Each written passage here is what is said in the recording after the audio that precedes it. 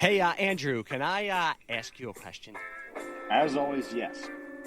Are all of your brains in your bra? And then some. What is up, all of you little pissants out there in podcast land? And welcome to Sleaze Bag Cinema. My name is Mike Jamison. I'm one of your hosts. And with me, as always, is the devilishly handsome Andrew Gross. Andrew, how in the hell are you doing? Mike, I am rolling. As always, Andrew is coming to us from his Fortress of Solitude. Also known as my basement. I was about to say happy Father's Day, you bitch. Thanks, buddy. We're going to date this. Thank you. Yes, we are recording the Saturday night before Father's Day, and both of us are fathers, unfortunately, because our children both have a boy and a girl.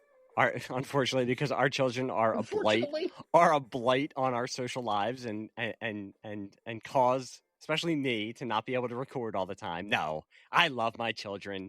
I have great children. My children just graduated from 8th grade and from 5th grade. So I now have a high schooler and a middle schooler. I am I am a curmudgeonly bastard, but now I'm also an old curmudgeonly bastard. Where the heck does that time go? I don't know, but I might take a coronary in the middle of this podcast. So if I do, just go on until the end, Andrew, and then I say I give you permission to find a new co-host after I'm gone. You're like Sling Blade here. I'll help you tote that wash unless I give out first. So like, I'll help you do this podcast unless I don't make it. So. And speaking of this podcast tonight. Yeah, we're going a little different direction, kids. This is I'm going to let Mike cue it up, but he threw this one out there, and I have nothing but utmost faith. Mike and I have been friends for a long time, and we have very, very, very common ground in terms of what we like and pop culture, zeitgeist, all those terms. So I had never heard of this one. Mike threw it out there, and I was like, okay, let's do it. I'll give it a shot. So go ahead, Mike, introduce. All right, a little bit of backstory. Tonight we are covering the 1981. 1981. It was filmed in 80, released in 1981. Old classic, Bloody Birthday.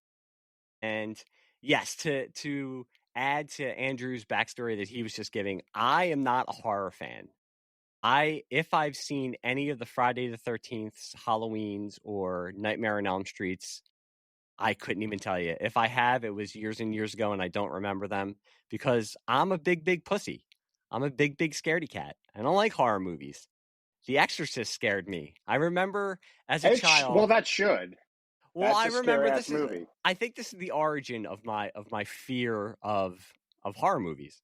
Is sitting in a side room of my aunt Ventnor Shore house when I was a kid with my mom because they were watching The Exorcist, and I don't know if it was on broadcast television or if it was maybe when we first got VCRs and rented it because I was really little, and my mom did not want to watch it either because she was not a horror fan. And I just remember hearing probably the vomiting scene or the scary voice that she does when she's possessed and just being scared shitless and my imagination going wild, imagining what could be happening on the screen.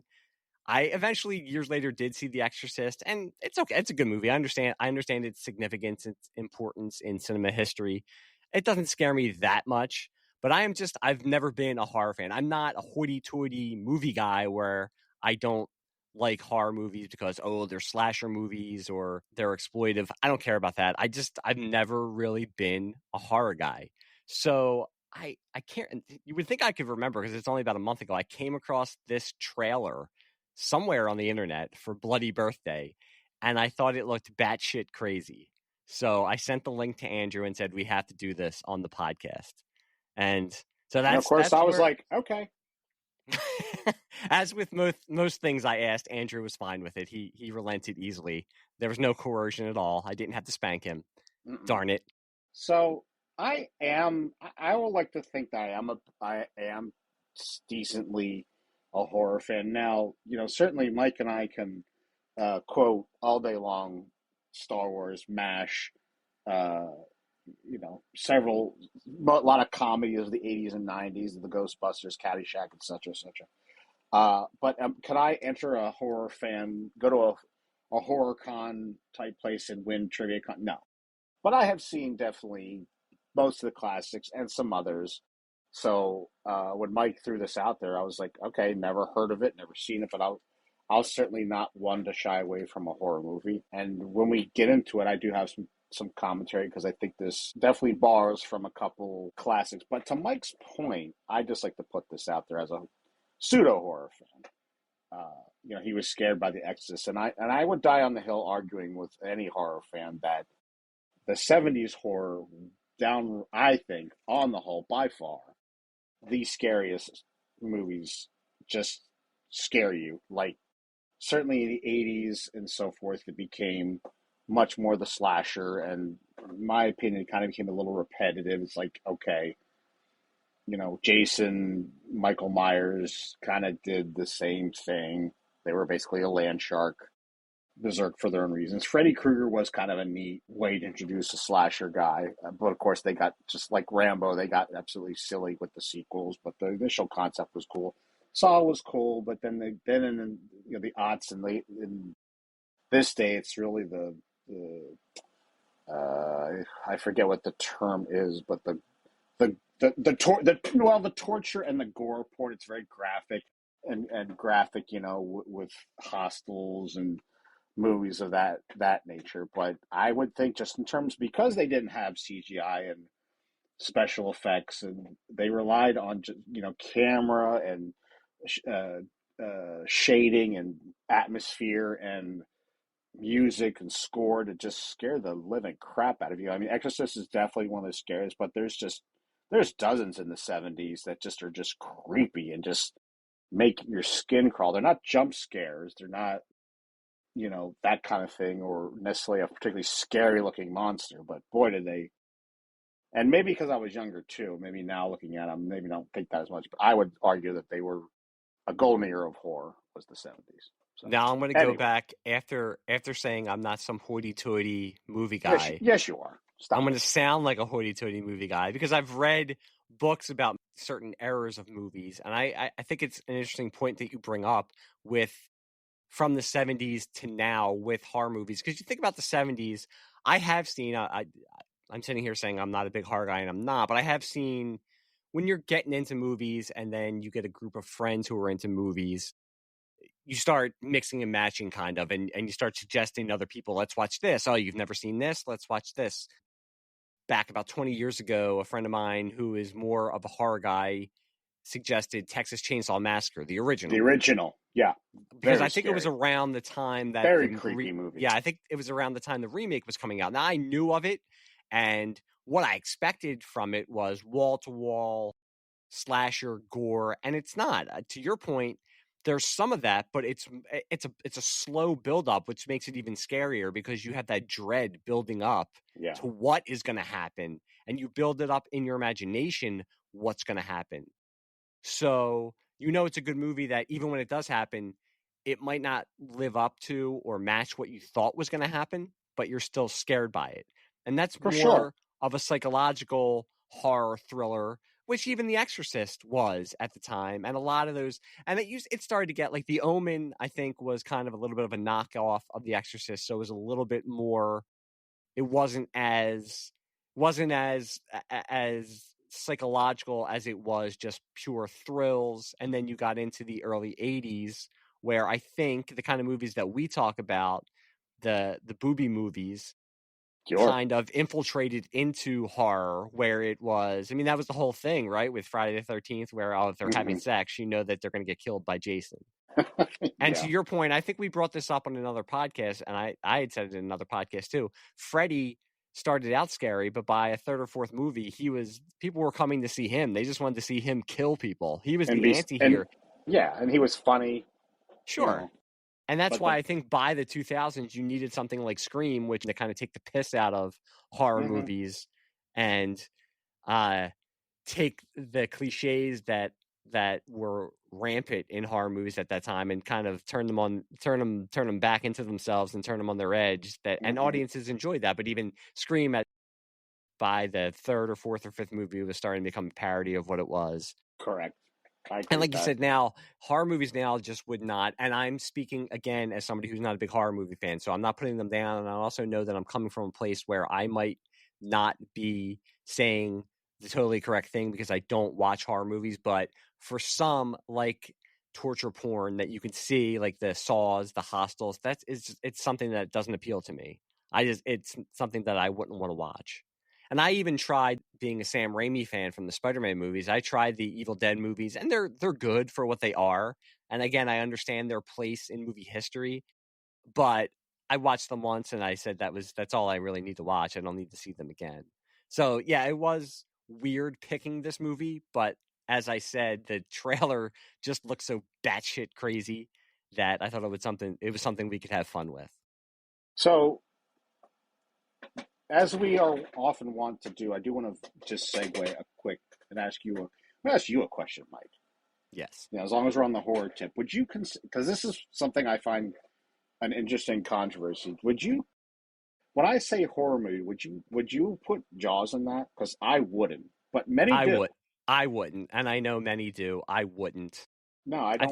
I think it kind of aligns with what we said about some of the 70s movies that are horror movies in that it's more of a psychological kind of thriller. Correct. It's the unseen is what scares you, and they had to do that. Obviously, I mean, this is something that everybody knows now that the shark didn't work while they were making the movie. So Spielberg said, okay, well, it'll be scarier if they don't see it. And he had to do it anyway because he couldn't use the mechanical shark that they had given him.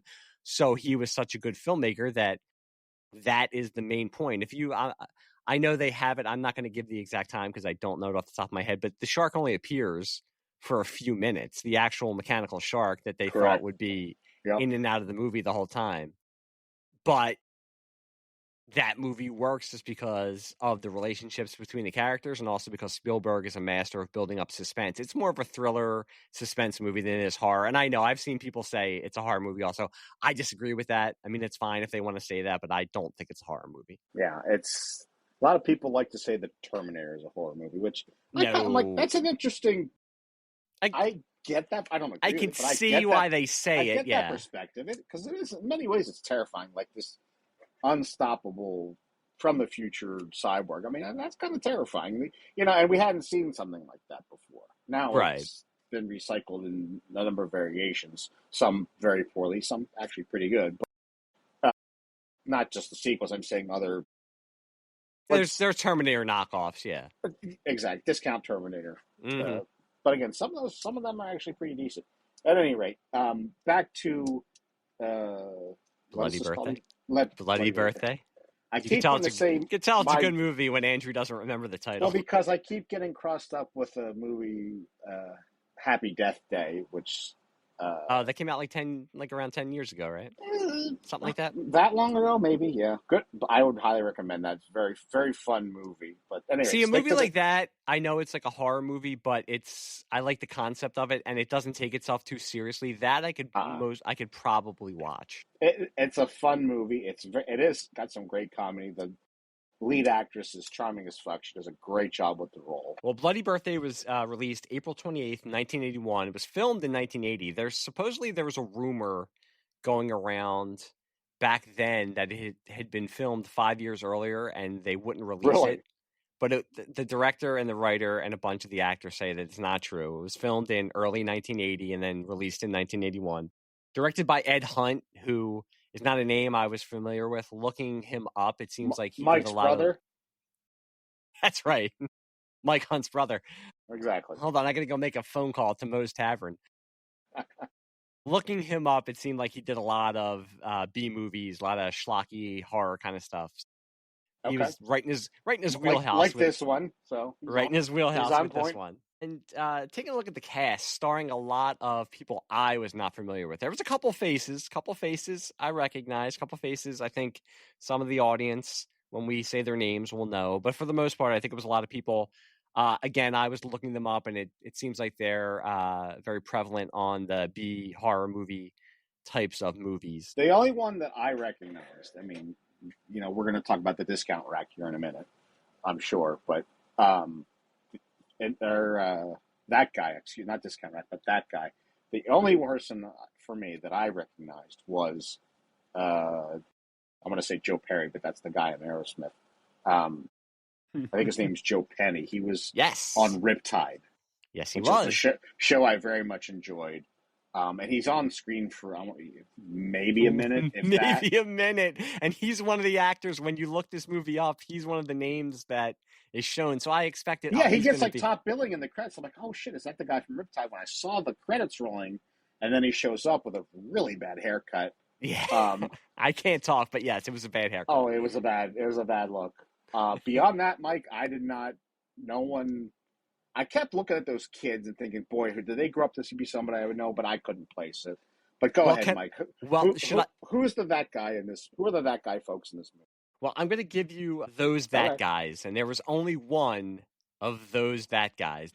My those that guy was Billy Jacoby, and he played Curtis. He played the little kid with the glasses. God, you may know him. Good God, is that kid creepy?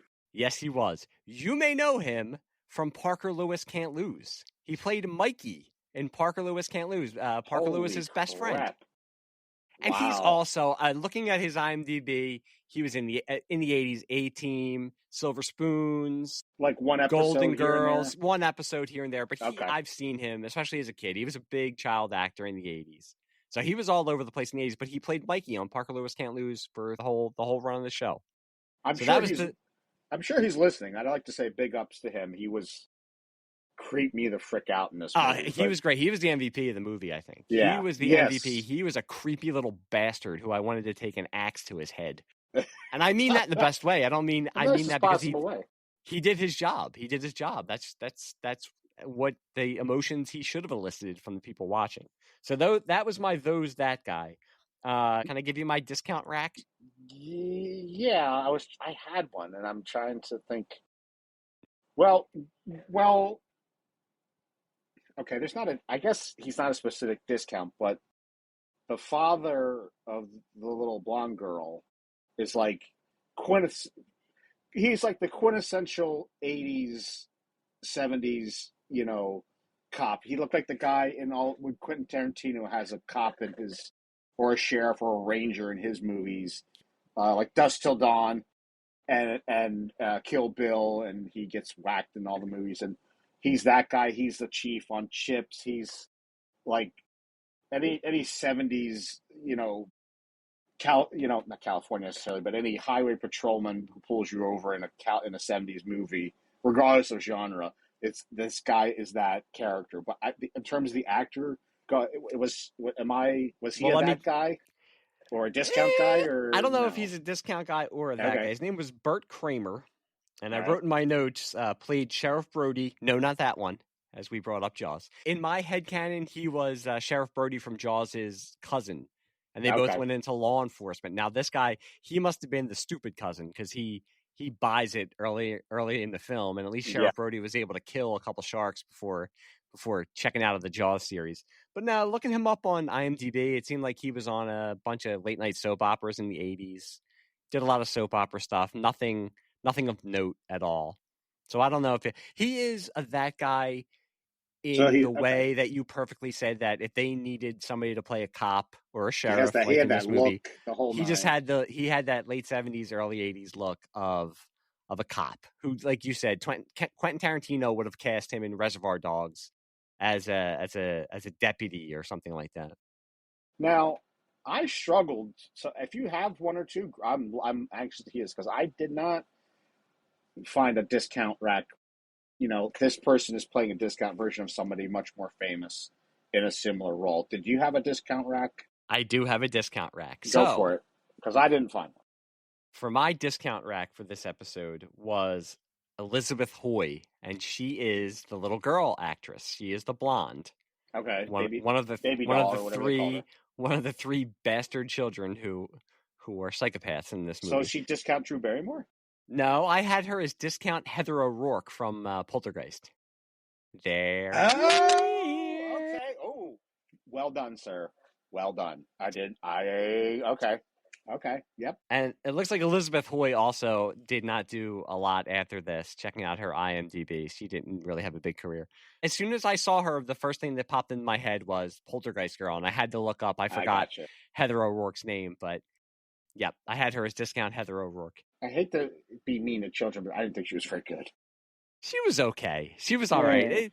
It was tough looking at she some of the seemed like a kid trying to act, whereas Curtis, he actually had he was good. I get that. I do get that. He was a lot more natural as a psychopathic killer. She looked like she was struggling to she looked like a kid to find who her had to inspiration. remember some lines and put her on camera, and I was like, there are such things as child actors who can, fit that name. I did not find her to be one of them, but okay, she was serviceable for. I mean, let's face it. There's nobody in this movie that's getting an Academy Award. I did think there wasn't any over the top bad acting. Mm-mm. The kid who plays Curtis, I think he was very good. Was. You could see why he had a career. You could see why he had a career after it.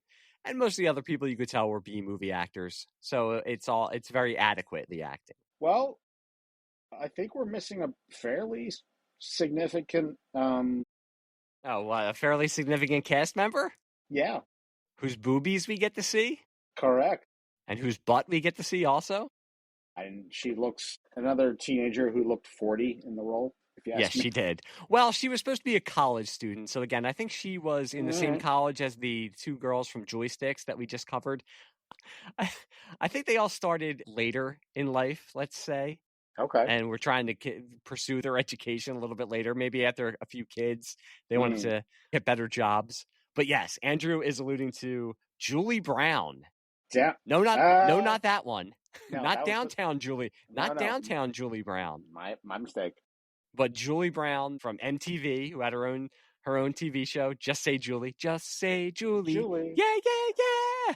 That's right. Julie Brown is in this movie, and she plays Beverly Brody, the teenage, and I use that term lightly, sister of one of the little psychopathic child killers, the discount Heather O'Rourke.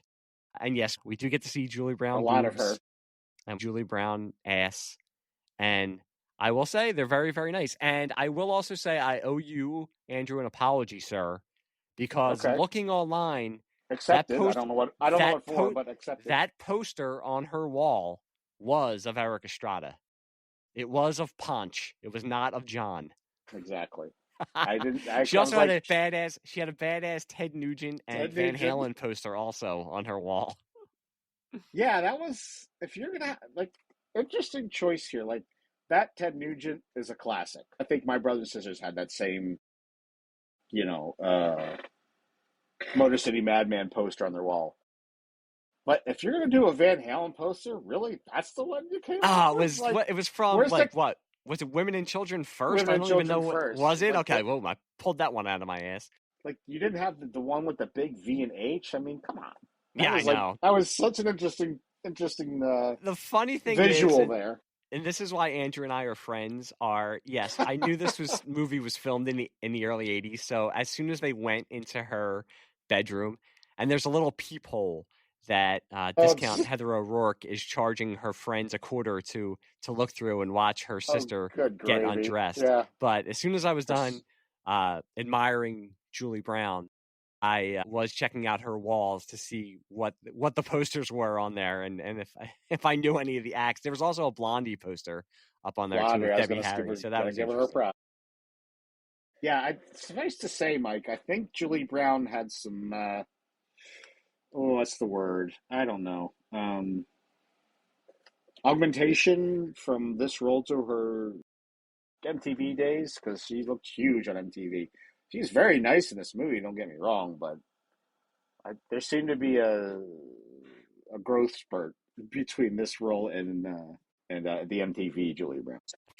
So you think that Julie Brown has been augmented or was augmented from that movie to later? I don't know. I thought maybe it was just that she had push-up bras on, but I don't know. Who knows? Okay, I might have to investigate. I might have to investigate into this further. Yeah, as I looked up a couple pictures of her from MTV. I'm like, whoa. If it is, that's one hell of a push-up. No, she's too big to be that to be that guy. Yeah, no, Because I people wouldn't know call her Julie that guy, Brown. but of people of note, if you will. For the category of, and this is sponsored by the Tabasco Film Company of Havana, Cuba, our MASH connection of the night, Cyril O'Reilly. And Andrew's face is looking at me, and I can tell his question is, the hell is Cyril O'Reilly? Cyril O'Reilly played Paul. He was Joyce, the main character's boyfriend, who appears for about 5 minutes At the end. At the end of the movie. Yeah, he comes. Oh, we got to talk about that too. Yes, we will talk about that. So he appears at the end of the movie. He plays Paul. He was in the season 10 episode of MASH, A Holy Mess, where he plays a soldier. Jocularity? Yes, he plays a soldier who he is in the mess tent and he's talking to Father Mulcahy. And Father Mulcahy proclaims that because he's going to be arrested, I think, for desertion or something like that. And Father Mulcahy says that it's a holy place. It's like a church and they can't arrest him there. And I think that's the A plot of the episode, is that Father Mulcahy is kind of wasting time out for him so that he's not arrested for desertion. Okay. That is our MASH connection for this episode. I would have bet the MASH connection was Joe Penny because I just look at his face. I'm like, I could have seen that. Yeah. Was he a patient? That was on one of the beds. Yeah, he would have been like the later seasons. He would have been. I could have seen how you could think that. Yeah, you would think that he would have been in there. Patrick Swayze, for God's sakes, was in MASH. So. I still can't. That's mind blowing, but I still can't get over that Dice was on. I still can't wrap my head around that. I need to go back in time and have him guest star as the Dice Man. Not as Andrew Clay, but I need him in his Dice Man persona. That would be such a better episode. Hawkeye. Could have at least gone on after MASH and done it. Yeah. So for the rest of the cast, and these are a bunch of who ares and never weres. Lori Lethin, I hope I'm saying that last name right, plays Joyce Russell. She is the main character, the big sister. Casey Martell plays Timmy Russell. He's the younger brother. He was on Growing Pains from time to time during the 80s. He didn't have a big role, but I think he played one of Mike Seaver's friends. Okay. Obviously, Julie Brown, and we talked about Burt Kramer, who was Sheriff Brody. No, not that one. Mm-hmm. The three psychopathic children, Billy Jacoby, who's that guy award for this episode. The blonde kid? No, he was Curtis. He was he was the main. Yeah, he's the main psycho. He's the most believable psychopath of the three. We have Andy Freeman, who played Steven. He was the blonde kid. He hardly spoke. He didn't really. Yeah, he wasn't. He didn't really leave much of an impression at all. You kind of forgot about him. He would have been a good psychopathic killer because you forget that he's there. Basically, and it's like, oh, that's right, you're here. Oh, you're going to kill me with that axe. And Elizabeth Hoy, who played Debbie, and she is also our discount Heather O'Rourke. Susan Strasberg, do you know who Lee Strasberg is? He was he was a famous acting coach. Okay. Lee Strasberg. So she was his daughter, and she plays the teacher. Mrs. Viola Davis. No, not that one. Not the one from Suicide Squad. Right. She plays their bitchy teacher. Right. I didn't mind seeing her go because she was. Do you know who plays the doctor? And just credited as doctor. Because they gave him big props in the credits. I'm like, why is he getting such billing? I don't even know who the hell he is. Jose Ferrer. You're going to tell me. You may know his son, who is, I believe, was the cousin of George Clooney, was in a bunch of movies. In RoboCop, he plays one of the dicks and the main dickhead in RoboCop. Now, if he was in the movie, he would have been one of that guys because he was one of the ultimate 80s that guys. He always played a dickhead. He always played a bad guy. Yes. That's his father. His father was an actor. That's his father. That's right. I knew the name was like, I feel like I should know who that is, but now so he was the guy in RoboCop sniffing the coke from between the girls' elbows. Yeah. Yes. Got it. You always put it so succinctly. Well, if it's that guy, if he thinking of his scenes in the movie, that's the one scene that comes to mind. So we did have Joe Penny. He played Mr. Hardy for 2 seconds and then was gone. Quite literally. He had to get back to his houseboat with his robot and with Perry King. We had Cyril O'Reilly, who I talked about. He was Paul. And did you notice Julie Brown's boyfriend? Do you know who that was? I'll give you a hint. He was in Bachelor Party. Ooh. Harkening back to our first episode. I was having a spider sense moment with him, but no, I couldn't connect anything. Michael Dudikoff. Holy shit! That was Michael Dudikoff. Oh, I gotta take another swing at this movie, another watch of this movie just to see him again. Just the Julie Brown parts. Well, if it's him, I'm like, shit, I did not see that. And but, he's only in it for a while too. I'm sorry, I found my notes. I do have a discount, and I want to throw this one at you. The mom of. Oh, that's gonna be good. Go ahead. Yes, the mom of the girl and the husband. The mom of Debbie. Yes, the mom of Debbie. The sheriff's wife. Discount. Uh-oh. What the hell's her name? Don't you have it on your notes? Diane Lane. Discount Diane Lane. Yeah, I could see it. She was giving off big time 70s mom vibes. And second of all, when you're taking a shower, who takes a shower without pulling the shower curtain across? Oh, this is a movie, Mike. Come on now. And it is the 70s. If she's not discount Diane Lane, maybe that's giving her a little too much credit. She's discount Cheryl Ladd. I can see discount Cheryl Ladd in all the wrong reasons. She looks like Cheryl Ladd who's been put through, who's seen some shit. Let's just say that. Now, she did also, let's give her a little bit of grace. She did have her husband and also her daughter horribly murdered in the span of about 3 or 4 days. I don't even know if it was that long. And still put a birthday party on. You got to give her credit. She still put a birthday party on. So let's do a quick run through the movie. So again, Can I ask something, by the way? So this is set in Meadowvale, California. Yep. Is Meadowvale? Does it sit right next to Sunnydale in the Buffy universe? Because I was getting a big time Sunnydale vibe off of Meadowvale, California. You almost wonder if Joss Whedon, is secretly a fan of this movie, and that's where he came up with that. So we're getting into the movie proper. Let me open up my second beer. Hold on. So again, as I said, earlier in the podcast, I do think of myself as a reasonably knowledgeable horror fan. So the movie starts out, and there's an eclipse. Okay. Yeah, in 1970. Yes, the year is 1970. There's an eclipse, and then there's 3 childbirths at a hospital, all within like an hour of each other. Now, the classic horror movie connection, where I think they lightly borrowed / stole from, was a movie in the 60s and then remade in 94, called Children of the Damned, in which, it's a pretty light reference, but the fact is there's Children of the Damned, they grow up, they somehow become almost Borg-like. They have a connection to another. So that's the connection to Children of the Damned, the light connection. Can I mention one thing? Sure. There was some big time movie of the week music going on during this. Oh yeah. I thought it was something from 1982. Yeah, I could see that.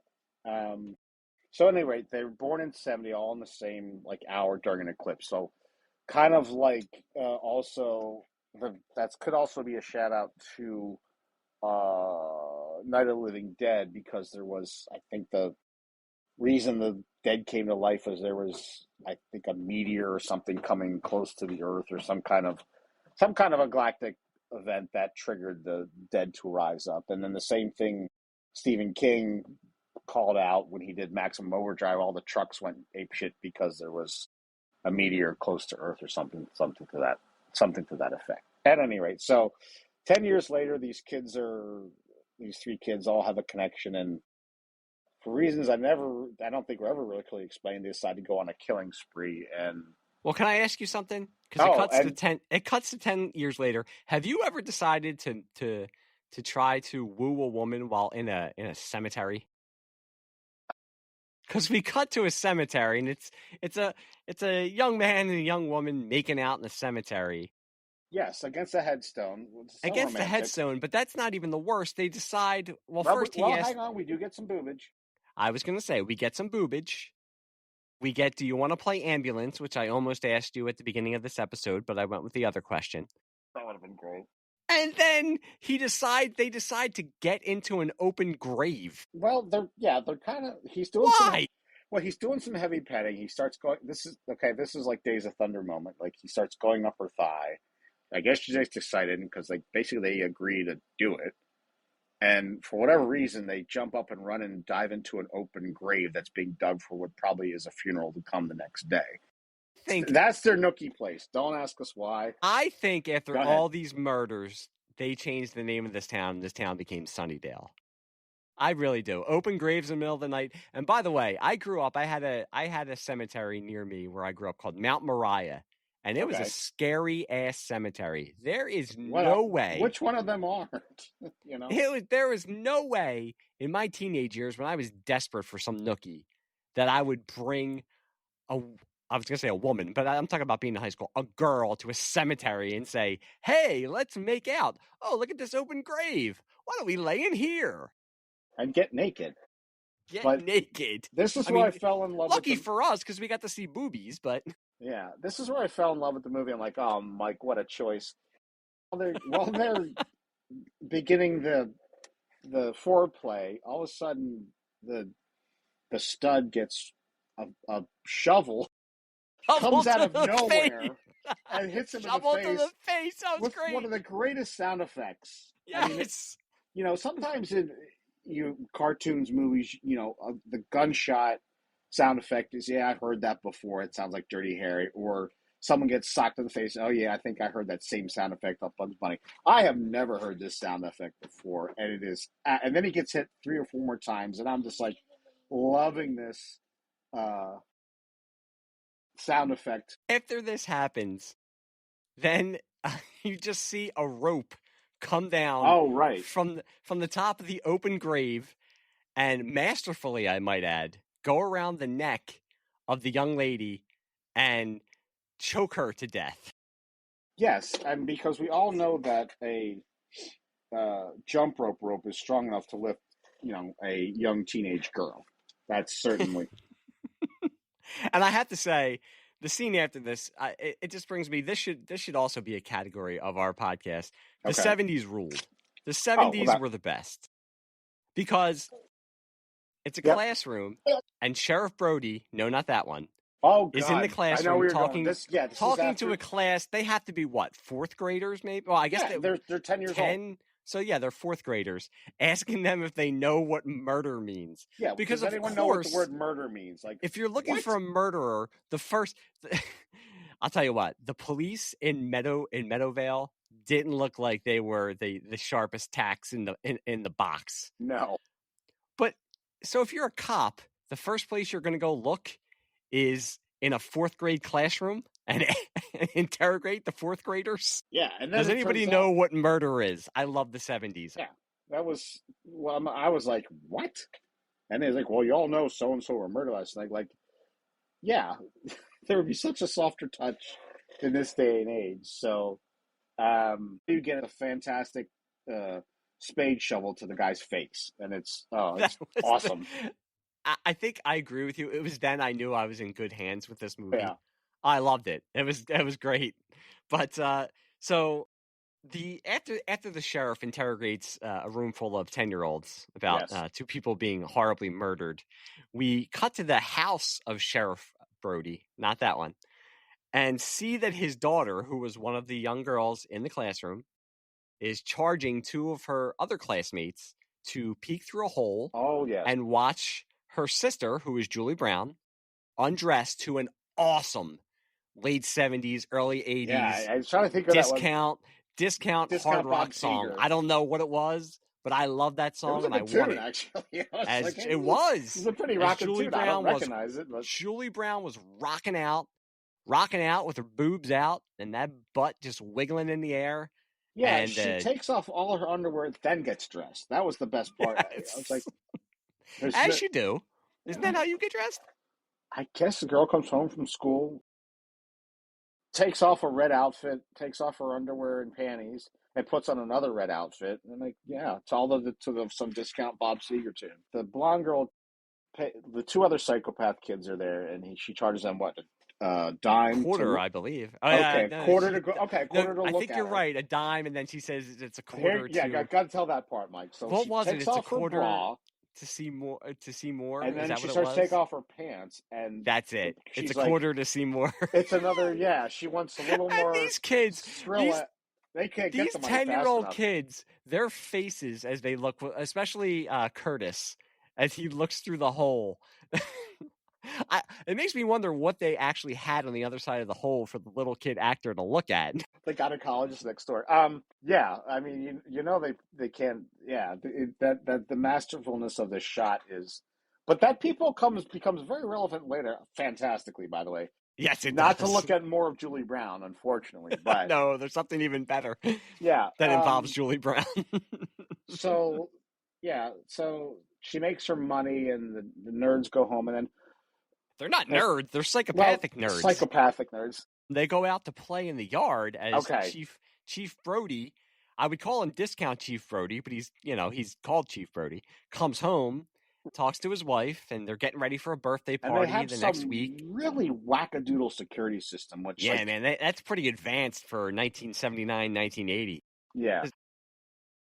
He says, I have the security system that people are getting murdered. Make sure this is on. Right. So then we cut to the kids outside playing, and I see one of the children put a skateboard on the stairs, and I think, why are they doing this? Well, because this can't be. It's so early in the movie, but yet we have seen 2 scenes with boobage and ass, so we're cutting right to the quick. They're not doing any useless filler in this movie. No, so doesn't she call out? She calls out to her dad. I gotta tell you, Mike, when I saw this, and they kept and I love that you're drinking a pint. This is killing me. She puts up the skateboard. It doesn't set right. I'm like, okay, is she gonna do some? First of all, you don't know who's doing it. You just see the hands placed in the skateboard. You don't know. It could be an adult. It could be anybody. You have no idea what's going on. So I'm thinking, is one of these kids going to do some kick-ass 720 roll-off Tony Hawk? It was the 70s. Tony Hawk stunt. Like, what's going to happen here? And then you realize she's putting it there, so she calls for her dad to come out. And the point being that the skateboard, he's supposed to step on it, I guess, fly in the air and break his back or crack his skull open. He steps around it. It's like, what's up, honey? She's talking to her daughter, and all of a sudden, was it Curtis or the blonde kid cracks him in the skull? With the blonde kid. Yeah, okay, the blonde kid gets, you think... He assaults him with a baseball bat. They beat him dead. It was at this point, I thought this movie would have been better as a Naked Gun movie. Oh, it would have so worked. I mean, they beat the living shit out of this cop. These little kids and the daughter just standing there watching. Yeah. And again, unlike Village of the Damned, there is some investigation, explanation, or lead up as to why the kids in Village of the Damned are screwballs. There's no, other than they were all born under an eclipse, why on this day and this time did they, it's their birthday. I guess that was the trigger for them. Well, no, they do. Let's kill people. Remember later in the movie, because Joyce, the main character, she's into astrology and she's looking at astrology books and she sees that they were born during the eclipse and it blocked Saturn, which Saturn controls the emotions. And because the eclipse blocks Saturn, they were born, they couldn't feel any kind of emotion. So they don't care about what they're doing. They have basically have no empathy whatsoever. So they don't feel bad about what they're doing. You knew there had to be, it's the 70s, so they had, what other excuse you can have? Oh, it's something to do with astrology. Okay, fair enough. And so after they beat this cop dead, they drag him away. I'm laughing. By the way, there's not an ounce of blood to be seen anyway, so this is a low-budget flick. They drag him onto the stairs and call, Mommy, Mommy, Mommy, right, and make it look like he slipped on and fell. But Joyce's brother sees what happened, and the 3 psychopathic kids know. Like, yeah, he's got to go because he's a witness. Yeah, Timmy. Crime. I love that his name's Timmy because yep. It's hey, Timmy. He sees what happened, and so they realize they have to go, which is great because he knows they probably murdered the chief of police, and then he decides he'll play hide and seek with them. And I do like that Curtis says to the other psychopathic kid, "If you copy my hiding place, I'll kill you." yeah. Knowing this is a 70s movie, I love that they hide in the fridge because that was, remember growing up, everybody, parents were so afraid of you hiding in empty refrigerators. Oh, yeah. So yeah. He hides in the fridge and they lock him in. Yeah, they decide to go play. They know he's got to go, so they make up this ruse to go play hide and seek in a junkyard. Because what better place to play hide and seek? Exactly. And they find the biggest refrigerator I've ever seen in my life. That must have been like a deli somewhere threw that one away because they were storing meat in there or something like that. I was wondering that too because my head immediately went to, are they going to hide in a fridge? And I thought that can't be a refrigerator until I thought it was like a big file cabinet or something. I did not say fridge to me. No. And I do like that you brought up they decide to hide in play hide and go seek in a junkyard because, as you do, they're in sunny upscale California, and the best place they can find to play hide and seek is a ratty old junkyard. Well, I think they did that because they wanted to put him in a fridge and kill his ass. They had to come up with some way. So up until this point, they took a freaking sheriff of the police, beat him dead with a baseball bat. They hung the poor girl in the beginning and beat her boyfriend with a spade shovel. But they're going to take him out by locking him in a fridge. So, okay, they're dragging this one out. So, and you know what? I got to give these kids credit. These kids are about 10 years old. It's 1980. There's no internet. They can't go online and look on how to kill someone, how to kill sheriff, how to beat teenager with shovel. They can't look these things up. They're just doing this on their own. So you know what? Give them props. Yeah, they're psychopaths, but they're inventive psychopaths for sure. So he actually somehow escapes. Very MacGyverish type activity for a 10-year-old, but he gets out, runs home to his sister, and is like, "Hey, they tried to kill me." She's like, "Oh no, they didn't. Your imagination." Because earlier in the movie, she was babysitting. Their parents are away for whatever fucking reason. Their parents are away. By the way, did you hear when she calls the mom and dad? Yeah. Supposedly the dad had. It's the 70s again, so basically his nerves were shot. So they decided to take a vacation because as my mom used to say back then, "Oh, my nerves are shot." So his nerves are shot. He's taking a vacation. His voice. What was up with his voice on the phone? Again, this should have been a Naked Gun movie. It sounded like Pee Wee Herman at the end of Pee Wee's Big Adventure when he said, "Paging Mr. Herman, there's a phone call for you."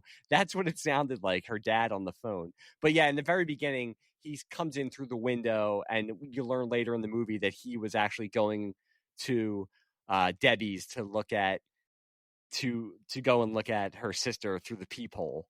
And he lied about being out. He said he was walking the dog. So of course, at classic horror trope, the sister doesn't believe him. Right. He's a stupid little kid. So, and I mean, honestly, would you believe that 10-year-olds are 10-year-old beat their father to death with a baseball bat?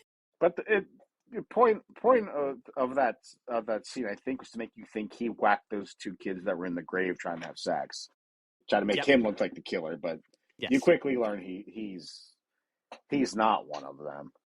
Well, the best is all through this movie, though, people seem very unfazed by seeing people murdered. Some are a little freaked out, but most people kind of just take it in stride, which again, it's Sunnydale. I think it's Sunnydale. I really do think they changed the name of the town later and it became Sunnydale, but that's just me. And again, the music, it goes from movie of the week early in the movie to now it's weird Star Trek type music for some reason.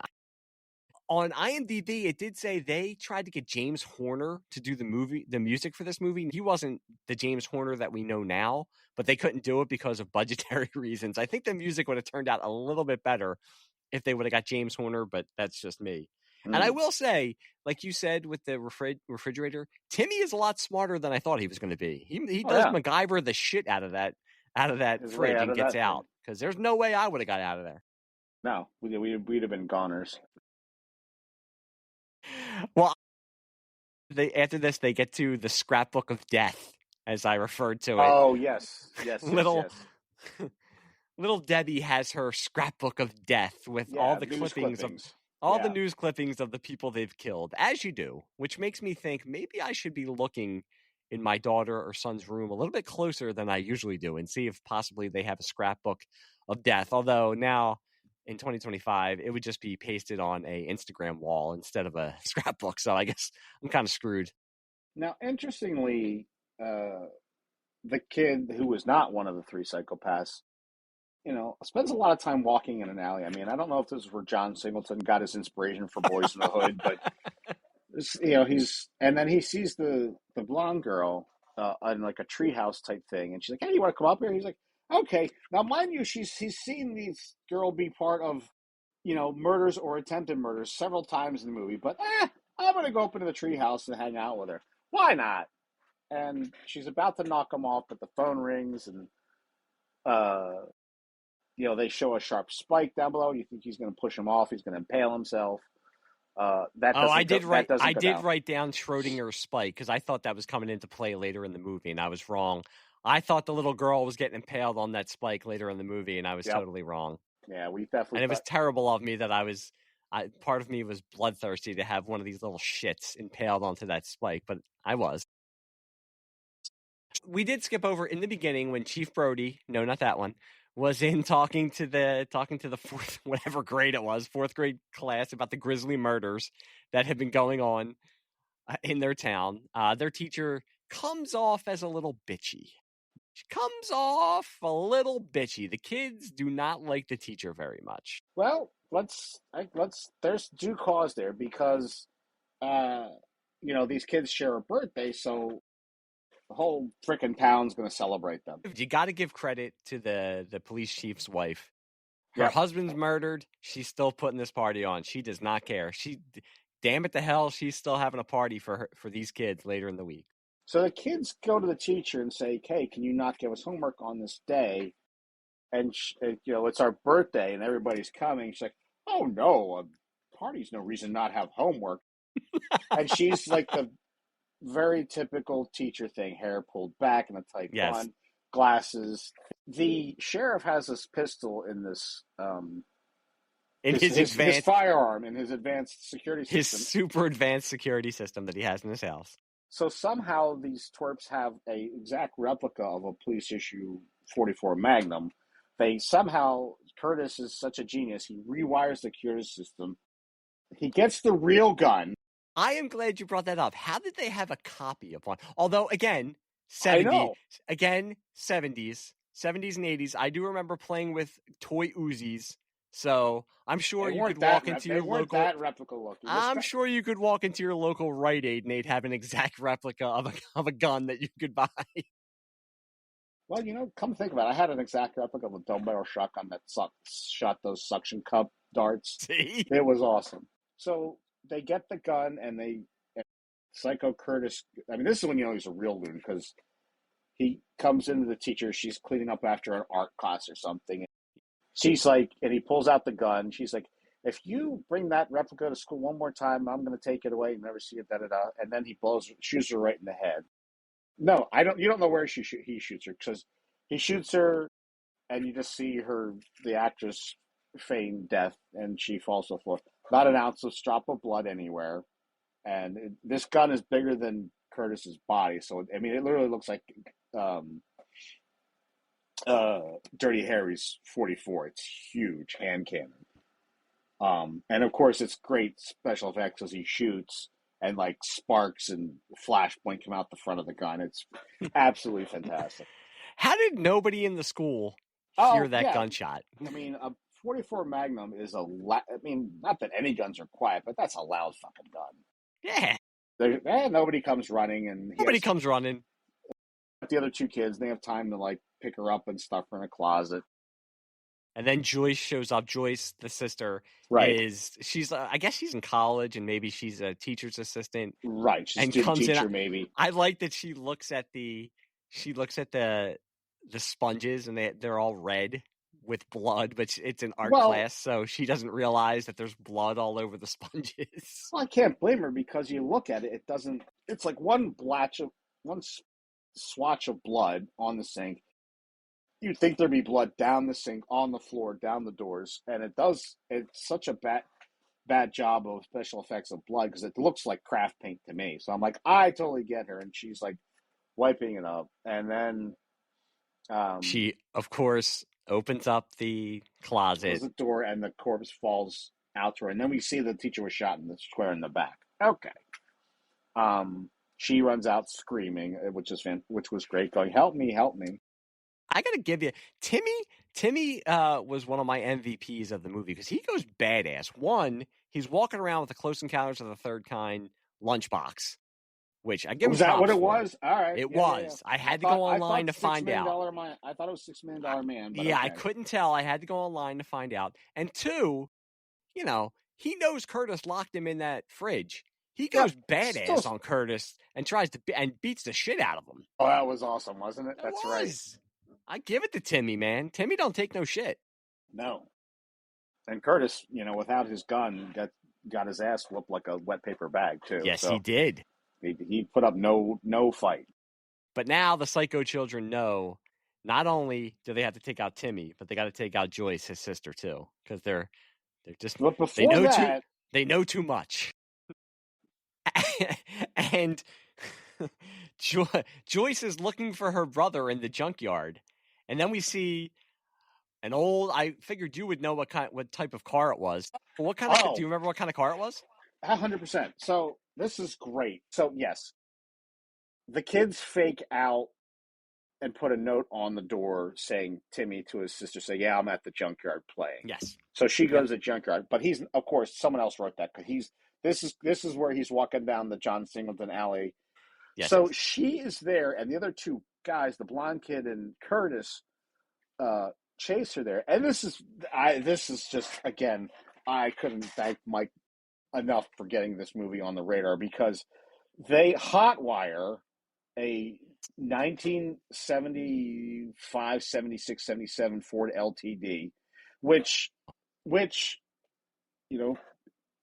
because I'm the car guy of this pairing, if there was everyone likes to think, oh, the Pontiac Firebird. Well, the Firebird was in Smokey and the Bandit, and beyond that, it wasn't anything else, except for one Cannonball Run movie, but that was the 70 Firebird. But if you watch any 70s car movie, Cops, all the Burt Reynolds, Redneck, Gator movies, there was always a 75 Ford LTD. So I was like, yeah. Now, they probably, I don't know if that was by intent, but they couldn't have picked a better car. At any rate, Curtis is wearing and the blonde kid's wearing a KKK hood, and Curtis is. And the blonde kid's steering. Curtis hotwires the thing, and he's pushing the pedals. And this kid attempts to run down the sister in the junkyard. And this is such a great movie. I mean, Burt Reynolds in his prime couldn't stunt drive as well as this. They're yes. Chasing her the majority of the time in reverse. So you see this kid looking over his shoulder. You got to give these kids credit for the teamwork. And they are like weaving in and out of tight spots, and they take the door off, which was awesome. Chasing her down, trying to catch her. Then they decide, they hear cops coming. Oh, we can't be seen driving this thing. So they but they rope up the car. They push the gas pedal down. They bail out and put it in reverse, and she runs away, but she dives out at the last second. The car hits the ground, and they're long gone. And then the cop shows up, and he looks like any 70s cop. Oh, my God. Their police force. Yeah. You and I could go there and just form a criminal empire. Their police force was so inept. We could be the godfathers of that town. He was one. You know what? I'm not even going to cut up Barney Fife. He was one step below Barney Fife, this guy. And I think he was the next in line after Sheriff Brody, not that one, got killed. Yeah, this guy was kind of a discount Bo Hopkins. Well, Bo Hopkins is discount Jerry Reed, and this guy was discount Bo Hopkins. So, did you notice he got a call? Did you notice he got a call and it says there's a psycho lurking somewhere? So of course there's no one in the car, so he doesn't believe the sister that anyone was trying to run her down. But anyway, there's a scene right after this. By the way, there's kids playing wiffle ball at night. What the hell is going on in this town? You got to play hide and seek in junkyards, and you got to wait till darkness to play wiffle ball. What the hell's going on here? And Curtis is about to blow them away, but then someone turns on headlights, and he's dead set in the headlights, which was another 77 Ford, by the way, this time a station wagon. So again, props on that. And we don't know who these kids are. They're just some random kids that Curtis feels the need to cap. I don't know. Right on. This is part of his spree for no parent. Well, I think they needed another scene of boobage and heavy petting in the movie. Well, so of course. He took her to his shag van. I was surprised it didn't have a unicorn painted on the side. The two kids playing softball, we don't really understand why he needs to cap them. So he has no emotion. He doesn't care. He just wants to kill people. Curtis didn't get his kill, so he goes on the prowl for something else. He comes upon a residential neighborhood with a Econoline Ford van that we learn has no interior. It's a contractor truck, for lack of a better term. There's nothing in the back. It's where he hauled his tools. But yet there is, some stud and his sweetie girlfriend decide that they're going to have sex in this thing. So we get our boobage and, alluding to that. And then Curtis opens the door. Hey, I will blows say, them both away. I will say you got to see the guy's bare ass. So that's right. We did get a little man. You got a little male skin also for the ladies watching the movie. Yep. All two of them that probably watched this movie. But yes, Curtis, man, he is a menace. Yeah, he's just a shark. He's just a shark looking for prey. That's all. And this is intercut with Joyce does tell Timmy she's doing her astronomy, and she figures out that they were born during the eclipse and that they have no emotion. They can't feel any kind of remorse for anything that they would do. So that we basically get our origin story of the three psychopathic kids, and we get the excuse as to why they are on a killing spree. I do like that they tried to come up with something, because seeing the trailer and then getting ready to watch the movie, I was thinking, how are they going to explain that these three kids are just taking people out and killing them? What is going on? In Germany, the name of the movie was The Devil's Children, so I thought maybe it was going to have something to do with, they were possessed or something like that, but no, it's more the banality of evil. They were just born with no emotions. Yeah, so they basically, interspliced Children of the Damned with Night of the Living Dead. There was a galactic event that turned these kids into loonies. So after, again, kind of out of nowhere, these random kids are having sex in the front of someone's house. Curtis manages to find them and blows their asses away. And so... and you know what? More people dead. What the hell does it matter? Let's party. We're having a birthday party. I don't care. So Curtis, ever the crafty one, realizes that the sister is on to him, but he's like, we'll have to make everyone think she's nuts. And he goes, and they're like, the other two kids like, how do we do that? And he's like, watch this. And this was like a stroke of genius. Go ahead, Mike, lay it down. Curtis knows these people, the citizens of this town, are super into cake. I mean, they are super into cake. There are about 4 cakes at this birthday party. For 10 people. And these aren't cakes they picked up at the local Carvel. This isn't Cookie Puss. This isn't Cookie Puss. It looks like these are homemade. So props to again to the mom, man. Discount Cheryl Ladd is hell. Yeah, props to her. Her husband's dead. She doesn't care. She's making these cakes for these kids. This party's happening. God damn it. So yes, go on, because Curtis is this little fucker is smart. He's a psychopath. So he's an evil genius. He finds the squeezer. By the way, I did like the Mighty Mouse theme of the party. Yeah. He finds the squeezer that you put icing on a cake, and just so happens in this wonderful, domestic kitchen, there's a huge bottle of ant poison. Not rat poison. Ant poison in and amongst the salt, the sugar, the butter, the baking soda, the Can you flour, all the imagine your stuff you need to wife? make a cake, Can there's a Can you huge imagine funnel. your wife if you had a birthday party for your son or daughter and you left the ant poison out for all of the guests to see? Would your wife be happy? Now, again, I give the mom a little bit of grace. She's dealing with her husband being murdered horribly a couple days before. But still, put the ant poison away. Your guests don't want to see that. So the sister comes. So Curtis takes this applicator and douses one of the cakes, and then the sister comes in to get another cake because they ran out of cake, and he picks up the rat poison and pulls it behind his back, and he's like, oh, I wasn't doing anything, I was just making the cake better. She's like, what's behind your back? And he's like, oops, and like drops the rat poison. I was glad, I will say, I thought they were really going to let him get away with putting it behind his back, and she wasn't going to notice. So I was kind of glad that she did say to him, before I knew what Curtis's evil plan was, I'm glad that she said to him, what's behind your back? Because it was the most obvious, oh, I put something behind my back. I thought they were going to make her totally stupid and not realize that he had something behind her back. So I appreciate that it was all part of his evil plan. She, of course, thinks that he put ant poison in the icing and put on the cake. She runs out to the party. It's like, don't eat the cake. She's smacking it out of people's hands. And the people are like, how dare you interfere with us eating our cake? And then Curtis's like, grandfather is a prick, by the way. You could see why. You could see why he was the leader of the bunch. You could see why Curtis is such a douchebag. His grandfather he's a Karen. His grandfather was a 70s Karen. Don't talk smack about him. That grandfather later went on to buy an arcade and let his son run it. So his grandson. His grandson, excuse me. Oh, by the way, real fast. Yeah. Did you notice the clown at the party? No. That clown looked like there was a clown? Oh, man. Yes, there was. He looked like he had either tried out for Godspell in the early 70s and had been rejected, or he looked like he was a street performer who was also living on the street that they pulled off the street and said, hey, do you want to put some clown makeup on and juggle for these kids? That's awesome.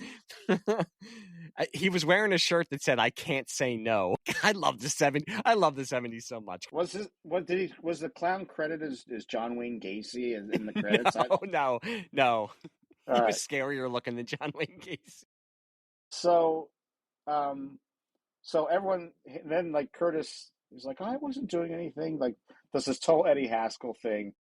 And then, like, the grandfather's like, it would never do that. And the grandfather licks the icing. Curtis licks the icing. They don't die. So everyone thinks the sister's just a loony bin. So, well done, Curtis. You've got everyone to believe she's a nut job. So, no matter what she says from here on out, no one's going to believe her.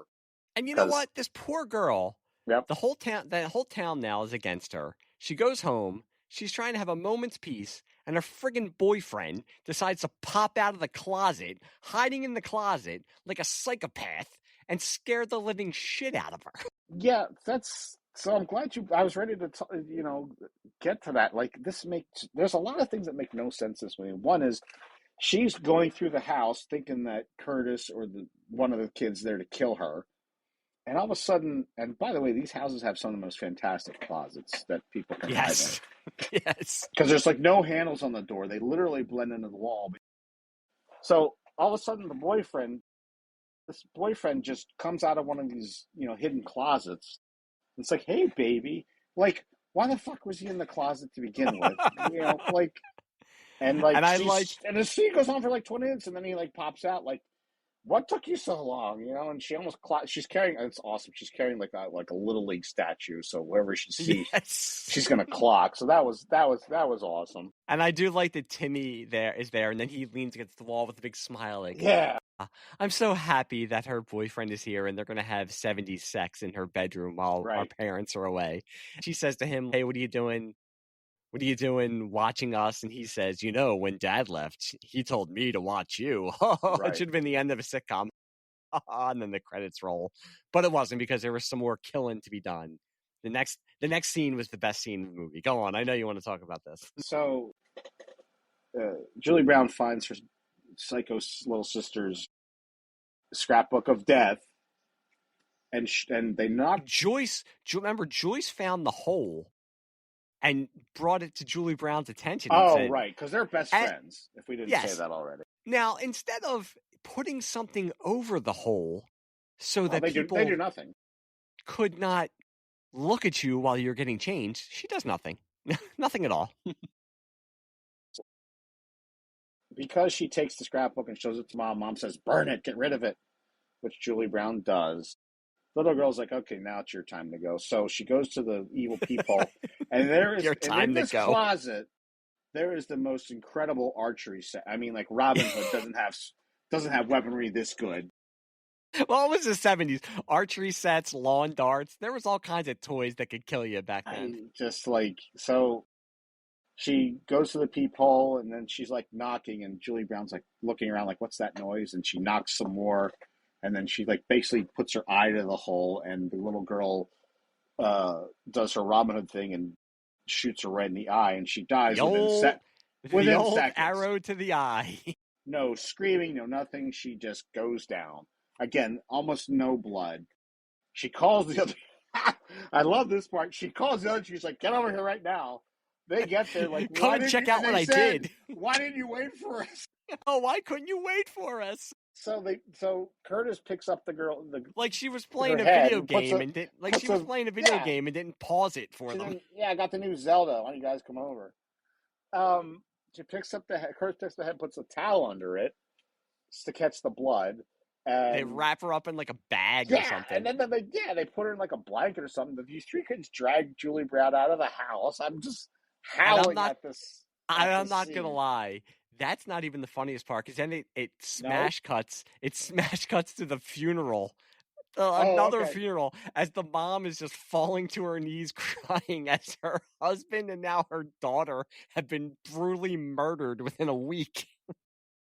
Now, and this one I didn't know what the hell was going on, but they go back to the hospital. Well, the mom was again, it was the 70s. The mom was taking a rest. She was going to take a rest. She was going to take a rest for a couple of days. They cut back to the hospital where the kids were born in the beginning of the movie. And yeah, the mom's like, yeah, I'm going to be away for a little while. So mind you, this blonde girl's 10 years old. You'll be okay, won't you, while mom's gone for a few weeks? So she goes back to the house. No other parent around.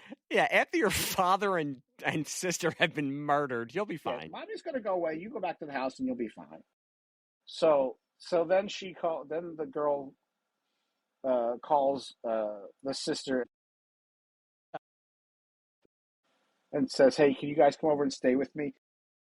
Again, Timmy has seen this girl in presence of when the other two goons are trying to kill him or kill his sister. We'll go over and babysit her. She's fine. She's a girl. Sure, why not? And all fucking hell breaks loose. Curtis rewires the security system so they're locked in. But Curtis has the gun, and now Curtis is like he shoots the teacher. He does this. He does that. He's like a master marksman. Yeah, but now they up get until this point. Until this point, now he can't get the side of a barn, and he's like, the best line in the movie comes up, and this is like, so he shoots at them. Of course, doesn't hit them. So they're hiding, and then the blind kid comes around. He gets a kitchen knife, and one of the best scenes I've ever seen in the movie. They have this huge treasure or clothes chest, and they're kind of like hiding behind the door. The blonde kid comes in, they clock him, throw him in, and lock the chest. I mean, it was just classic. So he's contained. Curtis comes to kill them, but the gun doesn't fire, and Timmy's like, you should know how to learn how to count. Should have learned how to count to six. That was great. Timmy, I'm telling you, man, Timmy is a badass. And proceeds to beat the fuck out of him. Beat the living shit out of him. You gotta love Timmy. Fight back. He has no hand-to-hand skills. Timmy without his gun or bat, Curtis is nothing, man. Nothing. He's like Steven Seagal. Like, without that gun in his badge, you're nothing. They tie him up with a phone cord. Oh, by the way, in addition to locking him in the house, they get rid of the phone because the blonde kid does like this jujitsu cut of the phone cord with the kitchen knife, and it goes right through, and there's no sawing. It's just like whoosh, he's like a samurai with his katana. And just bam, takes it out. Things really sucked before cell phones. Yeah. So this movie would have been 5 minutes long if there were cell phones back in 1980. Yeah. So they contain the two boys, and the girl. She runs out. She runs out as her mom is coming home from the loony bin, and they see the cop cars. The mom gets in the car and they tear her ass. By the way, another 1978 Ford vehicle here. So they finally call the cops. I will say, with Curtis sitting in that back seat, and again, the grandfather's a Karen, man. Before his arcade, he's not taking any of it. He's saying, if you put your hands on my grandson, I'll sue. Yeah. All kinds of stuff. You needed Rocky to be there to punch him and say, like, sue me for what? But with him in the back seat, it should have been. Don't you think, like, the CIA would kind of scoop him up and say, you know what, this kid might be a psychopath, but he planned all this himself. We might want to bring him into the ranks. Let him help out Oliver North. So they cut to the police station. These kids come walking. The two boys come out walking out. They're not cuffed or anything. And they're put into a car. So they don't really say anything, but I guess they're being taken to some kind of juvie, whatever, detention. And then the final scene is they go to the blonde girl and discount Cheryl Ladd at some roadside hotel, and motel. The girl is playing with a floor jack, and the mom's like, so what's your name now? And she's like, oh, it's Debbie or something like that. And they drive away, and then for whatever reason, they get in the car, and mom like floors it because this 77 Ford LTD wagon is like peeling out like nobody's business. And they show that this floor jack she was playing with, they took it from some truck and loaded it onto some poor mechanic who's now dead underneath this truck. So showing that the blonde girl is just as evil, she's going to continue, and then the credits roll. So like, oh wow, sequel. I don't know. I probably never got one. They did say that they left it open for a sequel. Absolutely, but you got to see the adventures of the blonde girl. It didn't do as well, so of course they could not. They should with legacy sequels now. I want to see Bloody Birthday 2 with all three of them as middle-aged psycho killers. That would be great. There you go. So I'm taking it from your reaction that you're happy that I suggested this movie. Oh, it was this movie. Goofy as it was. I did not feel like at any point like, with some of our previous ones, like, Jesus Christ, when's this going to end? Like, I'm like, it doesn't have a slow pace. There's always something going on. It doesn't drag at any point, and it's just comical. You had to laugh. I mean, and again, you got to remember, this is 1981. There's probably like a $20,000 budget, and $5,000 of that was cameraman. I will say, it's tight. What was it, like 100? It was 85. Yeah, it was 85 minutes. It's very short. Not even an hour. No fat on this movie.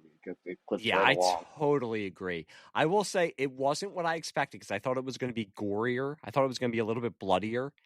Oh, really? And it was. Okay. It wasn't. But it was so entertaining. It's just so batshit crazy that it's great. Yeah, we're usually telling people, oh, don't watch the movie, just listen to the podcast. I will say to everybody out there, go watch this movie. It's so Especially great. If you're a and I'm sure, fan. I'm not a horror fan, so this might be some famous cult classic. So maybe I'm late to the party, but great movie. It was so entertaining. I loved it. I loved it. It was so funny and nuts in all the right ways. Yes, it was. So, big ups to Mike for pulling this from God knows where, because it definitely landed and was worth. This isn't a Zmed-O-Meter movie. A little bit of boobage. There's nothing like offensive. This isn't something you put the Zmed-O-Meter gauge to for any reason. Oh, we could put it on there. I would say it's, for me, the Zmed-O-Meter, it's like 0 for 1980 because they don't care. I think it's. I would only say now, and I don't mean to bring us. I would only say now. No, you're right. This would peg. I don't want to bring it down because this is such a fun episode and we had such fun with this movie. The Zmed-O-Meter would probably hit 5 just because with all the kids with school shootings killed and everything, you'd never see it. Yeah, you'd never see something like this where they would have kids killing people. I just don't think you would, which I understand. Especially in a school setting, I gotta think about that. Yeah, so I think I don't mean to bring the mood down, but yeah, I don't think you'd see anything especially like this killing nowadays. a teacher that was nasty to them. Like, yeah, Yeah. None of that would play. Even if she deserved it. No. But it's not a general, like, there wasn't anything like offensive or racist. There's like stuff we typically measure with the Zmed-O-Meter. So, well, I do feel bad. The only African American you see is in the very last shot of the mechanic who was killed by Little Debbie at the end of the movie. So, but of course, in Meadowvale or wherever it was, Discount Sunnydale, it's very alabaster white in that California suburb there. Well, that is true. Yes, there's no one of color. No pigment whatsoever in this movie. But I am glad.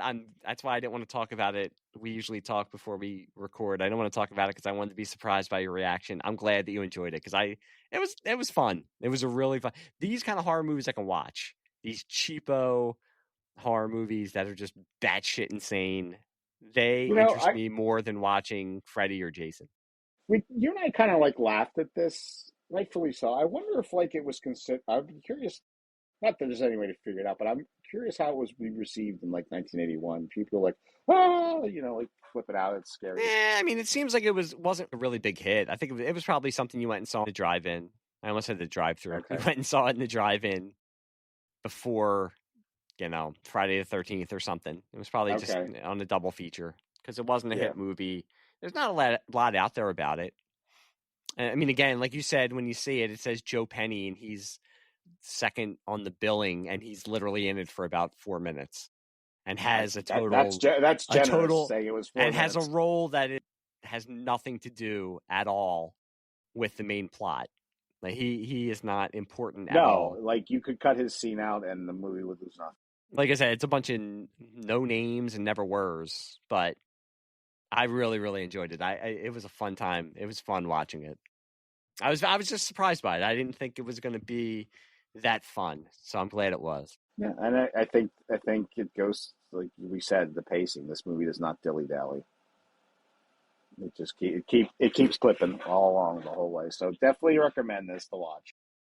We have to go outside of our comfort zone every once in a while to check these movies out. Yes, that's for sure. I'm really glad because, like I said, I didn't want to talk to you beforehand. I didn't want to know what your reaction was until we recorded. So I am very happy that you once enjoyed it. Once I saw the Motor City Madman poster, I'm like, oh shit, this is on target. This is going to be a good one.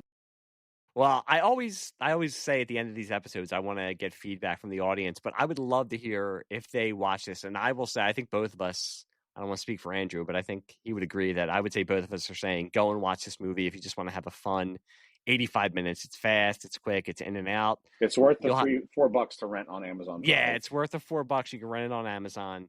I would love to hear what people think of this movie, or if they've seen it already, what they thought of it. But if you do want to let us know, look for me on Twitter at This Lightsaber Kills Fascists. Look for us on Twitter at Sleaze Bag Cinema. And I don't know what we're going to do next. Do you know what we're going to do next? I don't think we have any kind of idea what we're going to do. You're going next. Away, so I am. I'm going on vacation. I'll be gone for like 2.5 weeks. My God. I'll think of something. I think we're going to go back into our normal routine, like we talked about. Meatballs, underage sex and boobage. Yeah, just normal stuff. Or maybe we talked about I think All the Right Moves with Shelley Long and Tom Cruise. I mean that just begs to be watched. I don't know. I'm nervous now. After Bloody Birthday, everything else is going to be stepped down. I'll have to find some more obscure stuff for us to watch. Well, I'm here for it, so we will be back hopefully within the next month or so after I get back from my vacation. But until then, hope everybody had a good time with this one, and happy Father's Day to the fathers out there. That is very true. All you fathers out there, happy Father's Day. And I'm going to steal Andrew's line. Bye, kids.